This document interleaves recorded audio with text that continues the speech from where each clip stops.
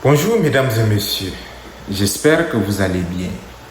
Très heureux de vous retrouver une fois de plus dans nos séries de vidéos relatives au monde juridique des affaires.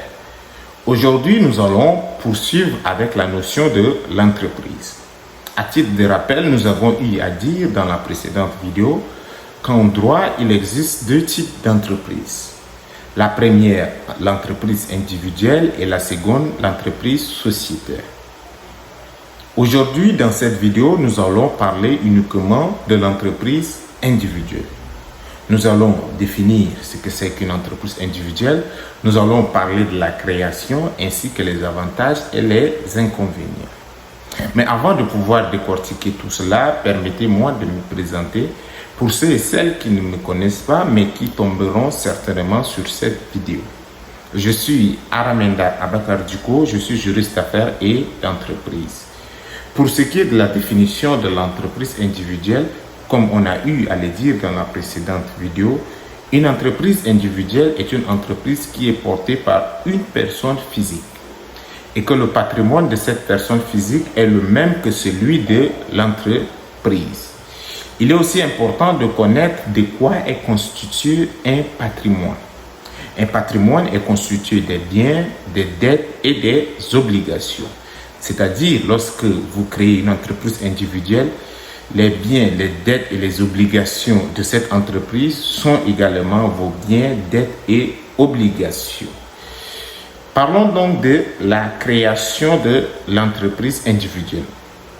L'entreprise individuelle est la forme de l'entreprise la plus simple à créer. Vous n'avez pas besoin de rédiger un statut, vous n'avez non plus besoin d'avoir un capital social. Tout ce dont vous avez besoin, c'est d'avoir l'âge de la majorité, payer les frais de greffe, réunir tous les documents afférents à la constitution d'une entreprise. Et lorsque vous voulez porter un nom à votre entreprise, vous êtes tenu de payer les frais d'enregistrement du nom commercial auprès de l'Organisation africaine de propriété intellectuelle. Parlons également des avantages d'une entreprise individuelle. Les avantages sont entre autres. Vous avez une formalité qui est rapide. C'est-à-dire, en moins de 72 heures, vous pouvez déjà constituer votre entreprise et obtenir les documents tels que votre NINEA, votre registre de commerce, ces deux documents qui sont la preuve de l'existence de votre entreprise. L'un des avantages est que vous avez aussi un régime fiscal qui est vraiment forfaitaire. Vous êtes soumis à ce qu'on appelle l'impôt sur le revenu de l'entrepreneur. À côté de ça, vous avez aussi dans la matière de prise de décision, vous n'avez pas besoin d'un formalisme quelconque. Vous n'avez pas besoin d'organiser une assemblée pour prendre une décision. Vous êtes le seul à avoir la clé de la gestion de votre entreprise. Vous prenez les décisions comme vous semble bon. Pour finir, nous allons parler des inconvénients. L'un des inconvénients d'une entreprise individuelle est que votre responsabilité est illimitée. En cas d'insolvabilité de votre entreprise, les dettes de votre entreprise peuvent être imputées à vos propres biens.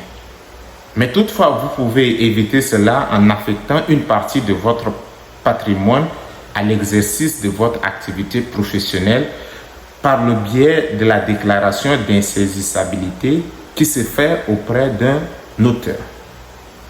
À côté de la responsabilité illimitée, il faut savoir aussi que lorsque vous avez une entreprise individuelle, vous avez cette faible crédibilité lorsque vous voulez obtenir une grosse somme auprès des établissements bancaires.